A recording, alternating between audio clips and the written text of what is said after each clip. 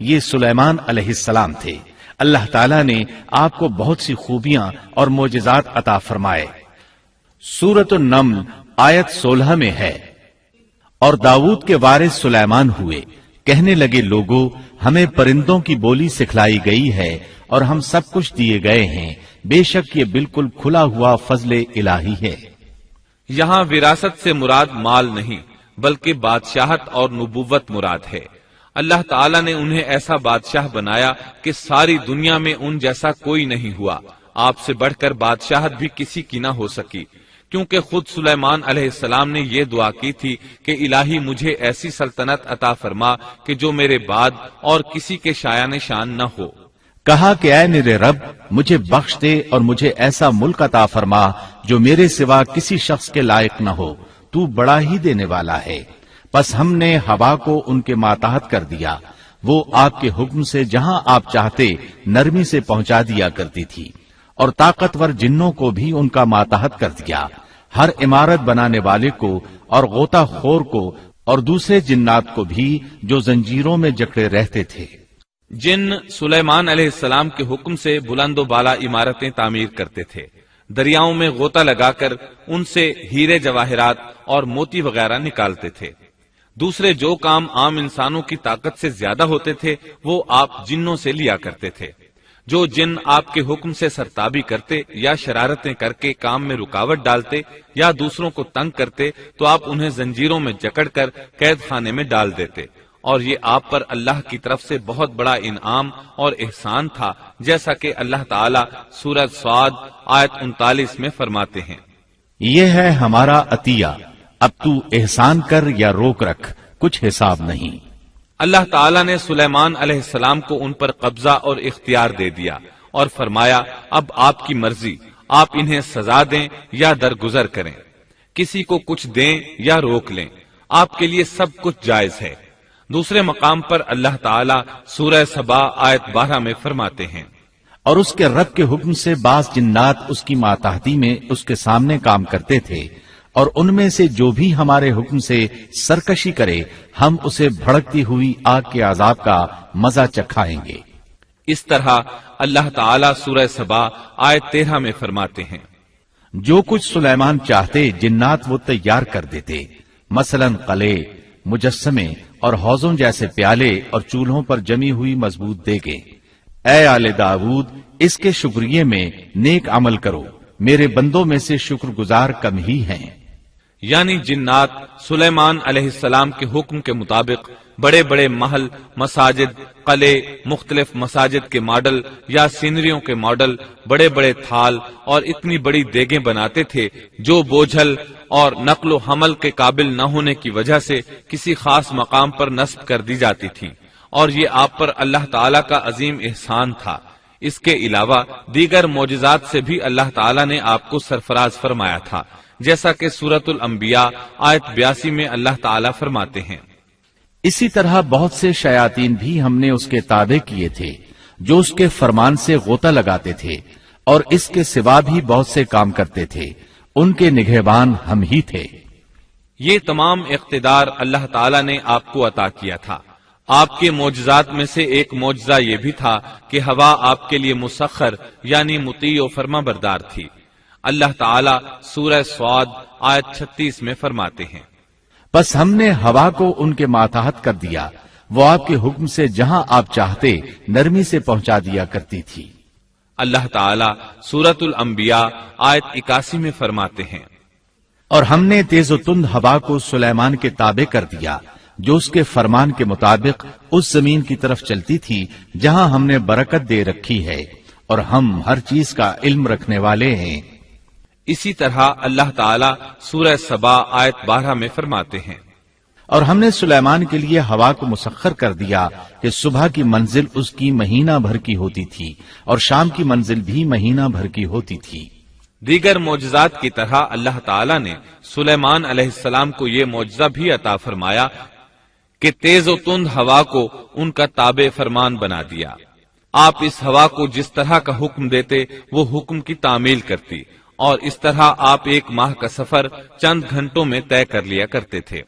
داود علیہ السلام کو تو اللہ تعالیٰ نے لوہے کی ڈھلائی کا کام سکھایا تھا، جبکہ سلیمان علیہ السلام کو لوہے کی ڈھلائی کے علاوہ تانبے کی ڈھلائی کا فن بھی سکھایا۔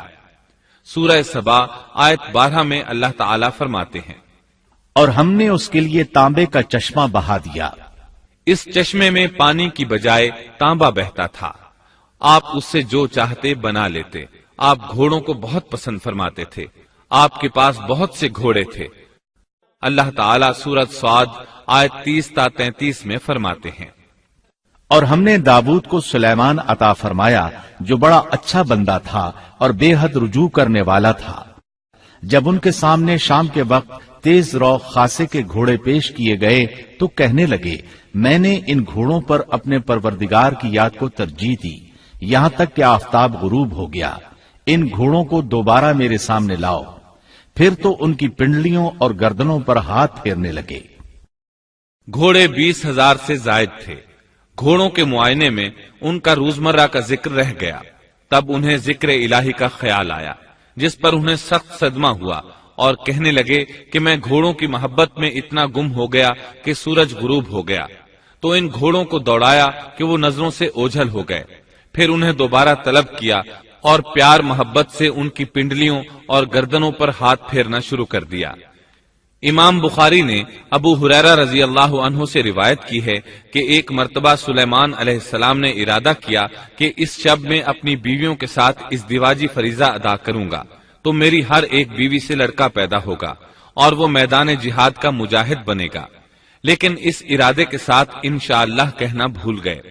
اللہ تعالیٰ کو جلیل القدر پیغمبر کا یہ طرز پسند نہ آیا، چنانچہ اللہ تعالیٰ نے سلیمان علیہ السلام کے اس دعوے کو اس طرح غلط ثابت کر دیا کہ تمام بیویوں میں سے صرف ایک بیوی کے ہاں مردہ بچہ پیدا ہوا۔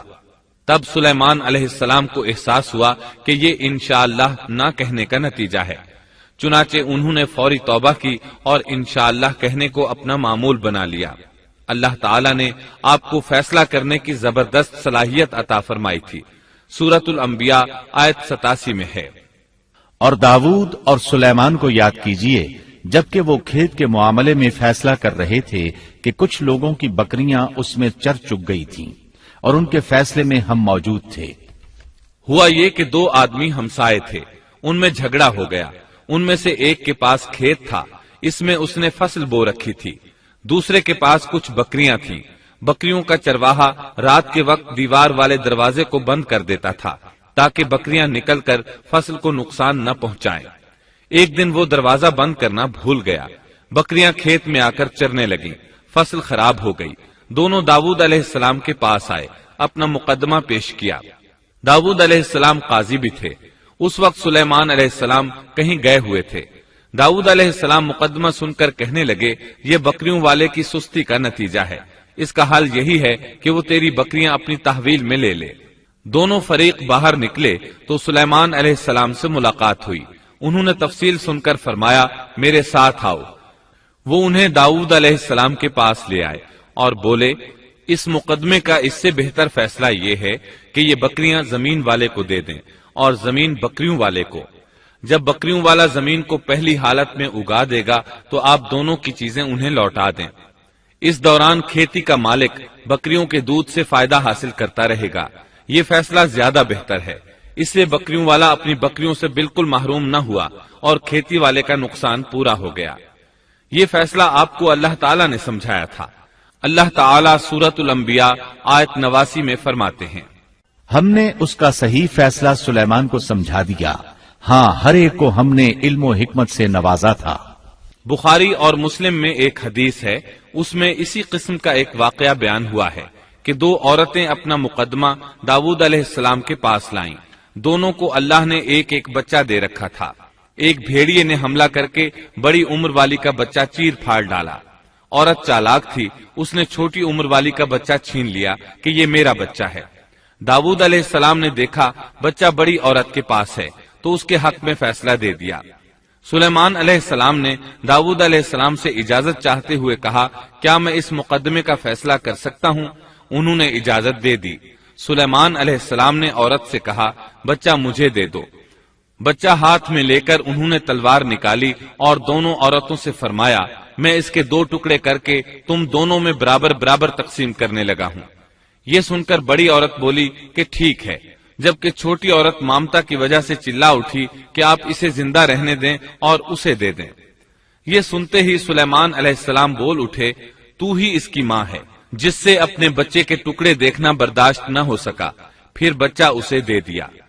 سلیمان علیہ السلام کا ایک تیسرا واقعہ قرآن میں یوں ہے، سورۃ النمل آیت 17 اور 18 میں ہے، اور سلیمان کے سامنے ان کے تمام لشکر جنات، انسان اور پرندوں میں سے جمع کیے گئے، ہر قسم الگ الگ کھڑی کر دی گئی۔ جب وہ چیونٹیوں کے میدان میں پہنچے تو ایک چیونٹی نے کہا اے چیونٹیوں اپنے اپنے گھروں میں گھس جاؤ، ایسا نہ ہو کہ بے خبری میں سلیمان اور ان کا لشکر تمہیں روند ڈالے۔ ان تمام لشکروں کو اکٹھا کیا گیا تھا۔ اللہ تعالی نے چیونٹی کی یہ بات سلیمان علیہ السلام کو سنوا دی۔ سورہ نمل آیت 19 میں ہے، اس کی اس بات پر سلیمان مسکرا کر ہنس پڑے اور دعا کرنے لگے کہ اے پروردگار تو مجھے توفیق دے کہ میں تیری ان نعمتوں کا شکر بجا لاؤں جو تو نے مجھ پر انعام کی ہیں، اور میں ایسے نیک اعمال کرتا رہوں جن سے تو خوش رہے، اور مجھے اپنی رحمت سے نیک بندوں میں شامل فرما۔ آپ کا ایک واقعہ ملکہ بلقیس کے ساتھ پیش آیا۔ سورہ نمل آیت 20 تا 25 میں ہے، آپ نے پرندوں کی دیکھ بھال کی اور فرمانے لگے کیا بات ہے کہ ہدہد نظر نہیں آ رہا، کیا وہ واقعی غیر حاضر ہے؟ یقیناً میں اسے سخت سزا دوں گا یا اسے ذبح کر ڈالوں گا، یا وہ میرے سامنے کوئی معقول وجہ بیان کرے۔ کچھ زیادہ دیر نہ گزری تھی کہ اس نے آ کر کہا میں ایک ایسی خبر لایا ہوں کہ آپ کو اس کی خبر ہی نہیں، اور میں سبا کی ایک سچی خبر آپ کے پاس لایا ہوں۔ میں نے دیکھا ہے کہ ان کی بادشاہ ایک عورت ہے جسے ہر قسم کی چیز سے کچھ نہ کچھ دیا گیا ہے، اور اس کا تخت بھی بڑا عظیم ہے۔ میں نے اسے اور اس کی قوم کو اللہ تعالیٰ کو چھوڑ کر سورج کو سجدہ کرتے ہوئے پایا ہے۔ شیطان نے ان کے کام مزین کر کے انہیں دکھلا کر سیدھے راستے سے ہٹا دیا ہے، پس وہ ہدایت پر نہیں آتے کہ اسی اللہ کو سجدہ کریں جو آسمانوں اور زمینوں کی پوشیدہ چیزوں کو باہر نکالتا ہے، اور جو کچھ تم چھپاتے اور ظاہر کرتے ہو وہ سب کچھ جانتا ہے۔ ہدہد نے اللہ تعالیٰ کی یہ صفت اس لیے بیان کی کہ یہ اپنی حس کے ذریعے زمین میں پانی والے حصے کا پتہ چلا لیتا ہے۔ سلیمان علیہ السلام کو بھی یہی ہدہد بتایا کرتا تھا کہ پانی کہاں ہے، پھر آپ جنات کے ذریعے پانی نکلواتے تھے۔ یہ اطلاع سن کر سلیمان علیہ السلام حیران ہوئے۔ آپ نے ہدہد سے کہا ہم ابھی تمہاری بات کی تصدیق کر لیتے ہیں۔ سورہ نمل آیت 27 اور 28 میں ہے، سلیمان نے کہا اب ہم دیکھیں گے کہ تو نے سچ کہا ہے یا تو جھوٹا ہے۔ میرے اس خط کو لے جا کر انہیں دے دے، پھر ان کے پاس سے ہٹ آ اور دیکھ کہ وہ کیا جواب دیتے ہیں۔ آپ نے ایک خط لکھ کر اسے دیا۔ ہدہد وہ خط لے کر ملکہ بلقیس کے محل پہنچا۔ خط اس کے سامنے گرا کر خود دیوار پر جا بیٹھا۔ خط دیکھ کر ملکہ بلقیس نے کہا، وہ کہنے لگی اے سردارو میری طرف ایک باوقت خط ڈالا گیا ہے جو سلیمان کی طرف سے ہے، اور جو بخشش کرنے والے مہربان اللہ کے نام سے شروع ہے، یہ کہ تم میرے سامنے سرکشی نہ کرو اور مسلمان بن کر میرے پاس آ جاؤ۔ اس نے کہا اے میرے سردارو تم میرے اس معاملے میں مجھے مشورہ دو، میں کسی امر کا قطعی فیصلہ جب تک تمہاری موجودگی اور رائے نہ ہو نہیں کیا کرتی۔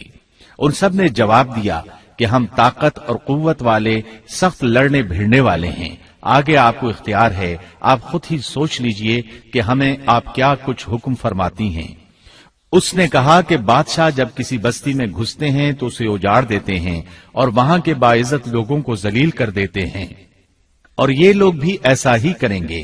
میں انہیں ایک ہدیہ بھیجنے والی ہوں، پھر دیکھ لوں گی کہ قاصد کیا جواب لے کر لوٹتے ہیں۔ ملکہ بلقیس یہ اندازہ کرنا چاہتی تھی کہ سلیمان علیہ السلام کس قسم کے بادشاہ ہیں، اور یہ کہ وہ ان کے خلاف لڑ سکیں گے یا نہیں۔ چنانچہ اس نے فلسطین کی طرف بے شمار تحائف روانہ کیے تاکہ لڑائی کی نوبت نہ آئے، لیکن جب یہ تحائف سلیمان علیہ السلام کے پاس پہنچے تو آپ غضبناک ہو گئے۔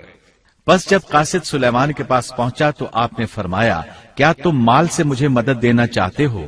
مجھے تو میرے رب نے اس سے بہت بہتر دے رکھا ہے جو اس نے تمہیں دیا ہے۔ بس تم ہی اپنے تحفے سے خوش رہو. جا ان کی طرف واپس لوٹ جا. ہم ان کے مقابلے پر وہ لشکر لائیں گے جن کے سامنے پڑنے کی ان میں طاقت نہیں، اور ہم انہیں ذلیل و پست کر کے وہاں سے نکال باہر کریں گے. قاصد ان کا جواب سن کر اور یہ صورتحال دیکھ کر دہشت زدہ ہو گئے. انہوں نے بلقیس کے پاس جا کر ساری حقیقت بیان کر دی. ملکہ بلقیس نے انہیں پیغام بھجوایا کہ ہم اسلام قبول کرنے کے لیے تیار ہیں.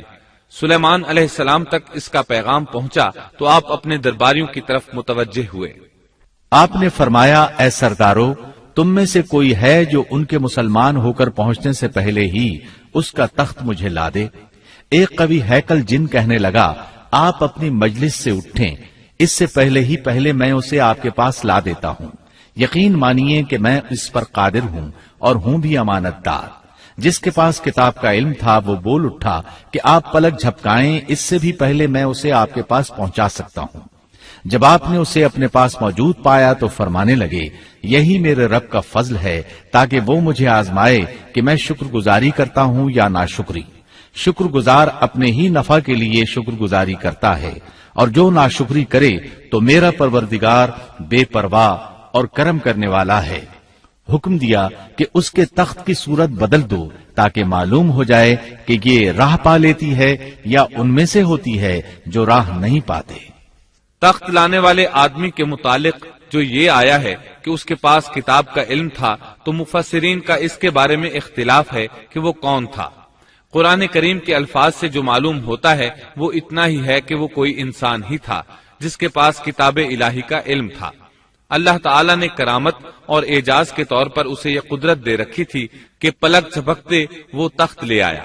پھر سلیمان علیہ السلام نے تخت میں تبدیلی کا حکم دیا.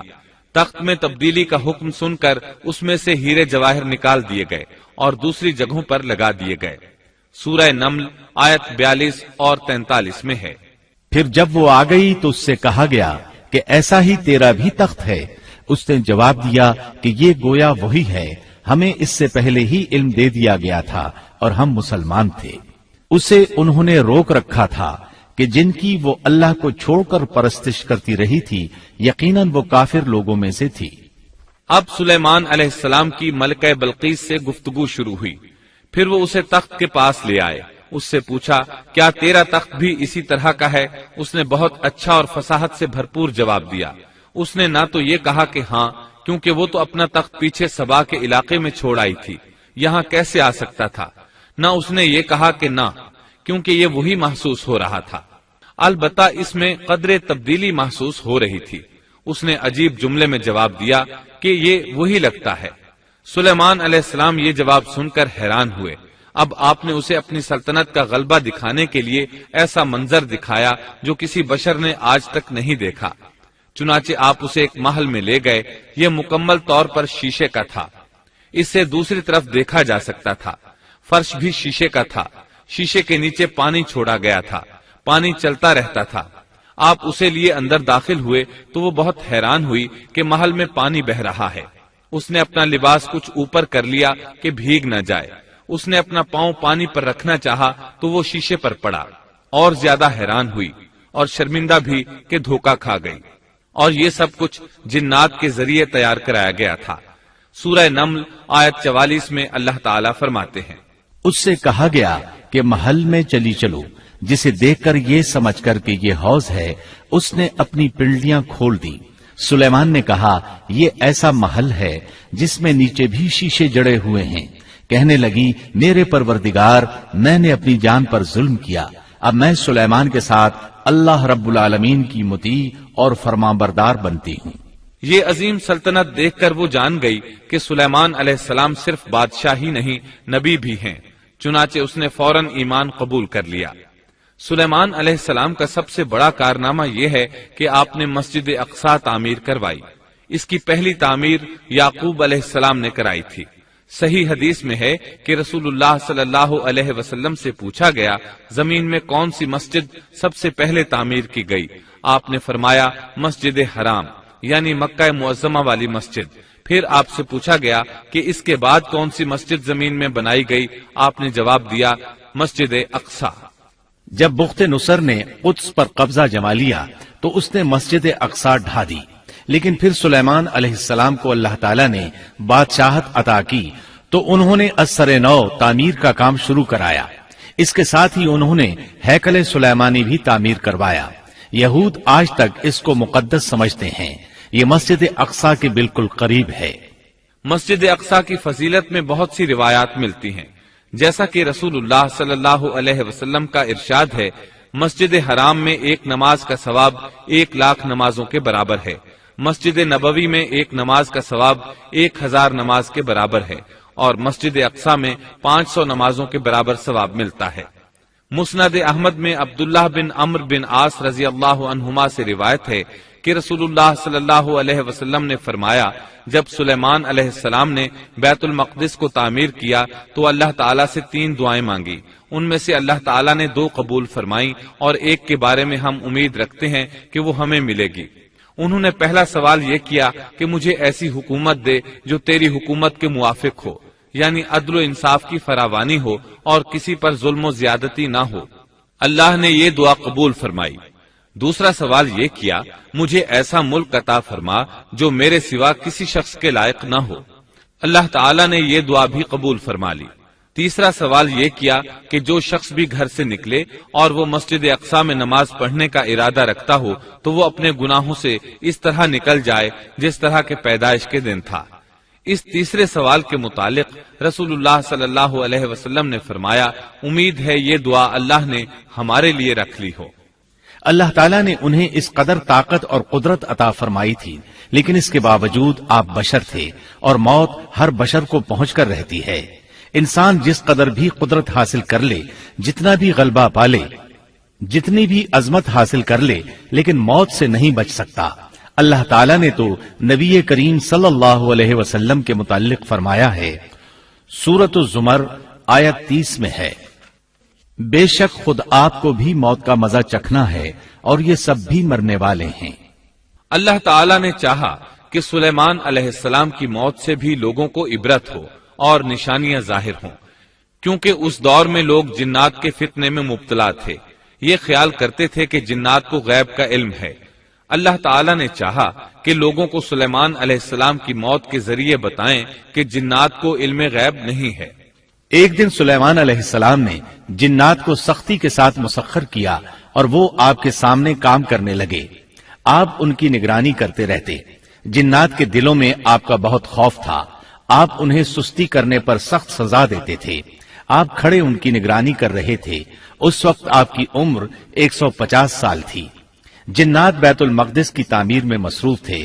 ایسے میں آپ نے اپنا عصا پکڑا اور اس پر اپنی ہتھیلیاں ٹکا دیں، پھر ہتھیلیوں پر اپنا سر رکھ دیا۔ اس طرح ان کی نگرانی کرتے رہے۔ اسی حالت میں اللہ تعالیٰ نے آپ کی روح قبض کر لی، تاہم آپ کی آنکھیں کھلی رہیں۔ ادھر جن مسلسل کام میں لگے رہے۔ وہ یہی خیال کرتے رہے کہ سلیمان علیہ السلام زندہ ہیں اور انہیں دیکھ رہے ہیں۔ آپ کا خلیفہ آیا تو وہ جان گیا آپ انتقال کر گئے ہیں، لیکن اس نے بھی جنات پر یہ بات ظاہر نہ کی۔ اس طرح 2 سال گزر گئے۔ جن اس قدر سخت نگرانی پر حیران تھے۔ وہ دیکھ رہے تھے کہ 2 سال سے سلیمان علیہ السلام نے حرکت تک نہیں کی، پلک تک نہیں جھپکی۔ ادھر اللہ تعالیٰ نے دیمک کو سلیمان علیہ السلام کے عصا پر مسلط کر دیا۔ وہ اندر اندر لاٹھی کو کھوکھلا کرتی رہی۔ آخر لاٹھی ٹوٹ گئی۔ سلیمان علیہ السلام زمین پر گر گئے۔ اس وقت جنات کو پتا چلا کہ انہیں فوت ہوئے تو عرصہ دراز ہو چکا ہے۔ تب انسانوں کو بھی معلوم ہو گیا کہ جنات کو غیب کا علم نہیں ہے۔ اللہ تعالیٰ سورہ سبا آیت 14 میں فرماتے ہیں، پھر جب ہم نے ان پر موت کا حکم بھیج دیا تو ان کی خبر جنات کو کسی نے نہ دی سوائے گھن کے کیڑے کے جو ان کے عصا کو کھا رہا تھا۔ پس جب سلیمان گر پڑے تو اس وقت جنات نے جان لیا کہ اگر وہ غیب دان ہوتے تو اس ذلت کے عذاب میں مبتلا نہ رہتے۔ اس طرح اللہ تعالیٰ نے لوگوں کو مطلع کر دیا کہ جنات بھی مخلوق ہیں، غیب دان نہیں۔ اللہ تعالیٰ ہی ان پر قادر ہے۔ اور اسی کے ساتھ سلیمان علیہ السلام کا قصہ اپنے اختتام کو پہنچا۔